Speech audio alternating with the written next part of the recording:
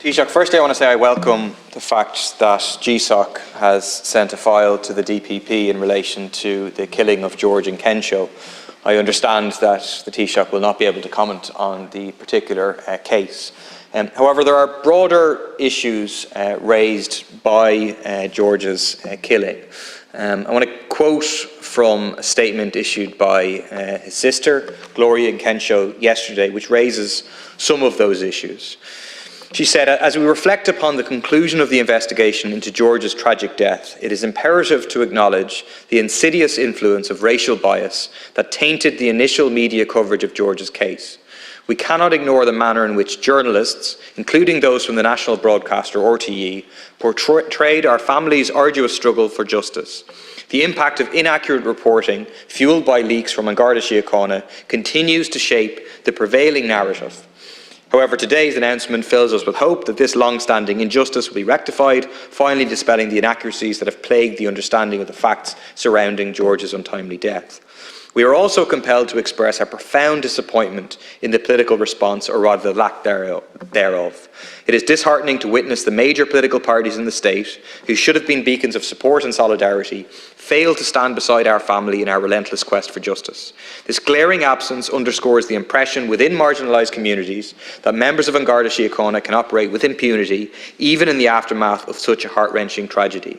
We also raise valid concerns about the potential role of racial bias in shaping the decision of politicians to withhold public support. It is impossible to overlook the question, would the response have been different if the victim had been a white, middle-class young man from the leafy suburbs of South County Dublin? I think Gloria is right, and all those questions go right to the heart of public sector duty for equality and the need for human rights assessment. Thanks very much. Just starting with the sad death of George and Kensho. George was a constituent of mine, and sadly lost his life. Sadly was killed in the way that he was. At the time, I met with his family, and their legal team were with them. It was a virtual meeting at the time because it was during the pandemic, and a GSOC investigation was established. And I think that was the appropriate course of action, that nobody jumps to conclusions, or none of us as politicians should jump to conclusions. GSOC has now carried out its investigation. A file is with the DPP, and the DPP will decide whether or not the Gardaí concerned have a case to answer.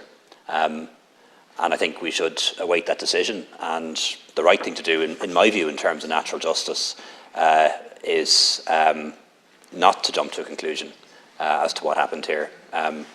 Let's see what decision is made by the DPP, and if it goes to trial, and what the outcome is. But certainly extend my sympathies again to the family, to the friends of George, and to the wider community, which was very deeply affected by this. And they certainly have our sympathies, given what they've had to endure. But I think it's not right for any of us, no matter what perspective we're coming from, to jump to conclusions. GSOC carried out an investigation that was appropriate. The matter is now with the DPP, and the DPP will decide whether or not anyone has a case to answer, and we'll take it from there. Just in relation to I